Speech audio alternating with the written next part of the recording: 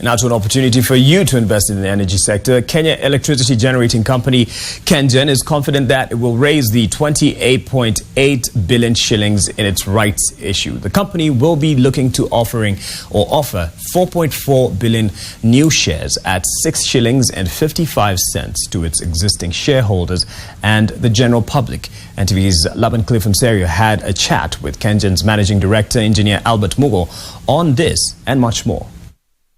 We launched our rights issue on 23rd of May this year, and we have a window of up to 10th June when we close the rights issue for the shareholders who are taking the rights. However, for those who are not shareholders and may want to take any leftovers, we have another window of 7 days from 10th June to 17th June when they can indicate how much they wish to buy, but a minimum of 100,000 shares. 100,000. Because what you're offering to the shareholders seems to be kind of a juicier option, you know, the ratio of 2:2 shares held. Yes, so we are saying that we think that the shareholders will take the rights. But, you know, when a project like this, it's always good to have a plan B. So for the rights issue to be completely successful, we have said, just in that unlikely event that some shareholders do not take their rights, then we want to open it up to other Kenyans or even international investors who can say how much they are ready to get just in case there are shares that are left. If we just give an overview, this is 28.8 billion shillings. Yes, correct. Maybe in percentage levels, where are we taking this money? Okay, now thank you very much, Clay, for that question. What you realize is KenGen currently has an installed capacity of 1,618 megawatts. We have a market share of 70%. The other 30% is the generation that comes from independent power producers. Now, but when you look at the demand for power in this country, it is growing. And at least we are happy that for the first time in Kenya in very many years, we have sufficient power to meet the demand. But we don't want to get back to the situation where the demand was higher than the capacity and power rationing and the emergency power is coming on. So we want to continue increasing our capacity, and our aim right now is to install another 720 megawatts by 2020, so in the next 4.5 to 5 years. And that comprises of 630 megawatts of geothermal and about 90 megawatts of wind.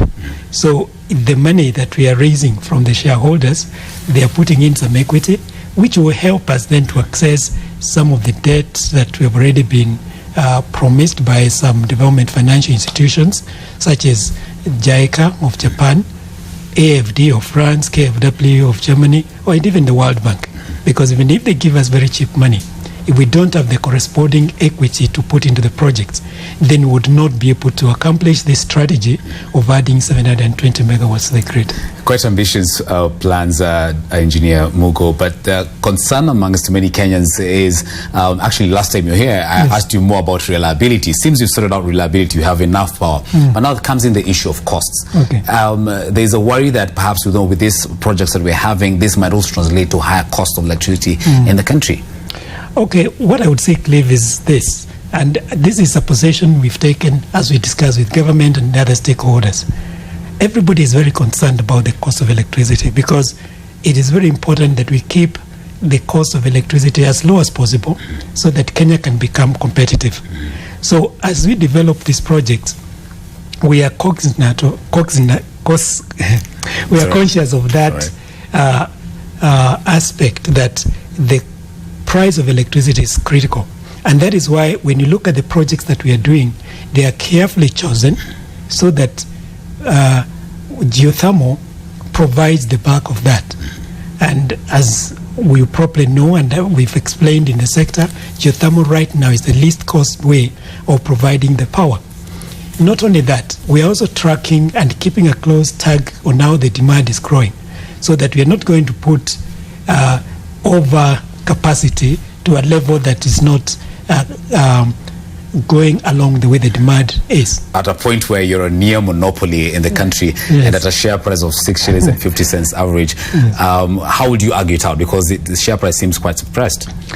Okay, the share price is, you are quite right, is quite suppressed, and we think that it's probably at the lowest level that it can be, because when you look at the fundamentals in terms of the stable power that KenGen is providing, the pipeline of projects that we've put in place, and the fact that we've got long-term PPAs, rather power purchase agreements, that ensure that for every plant we construct and we start to operate, we can get a good return for our shareholders.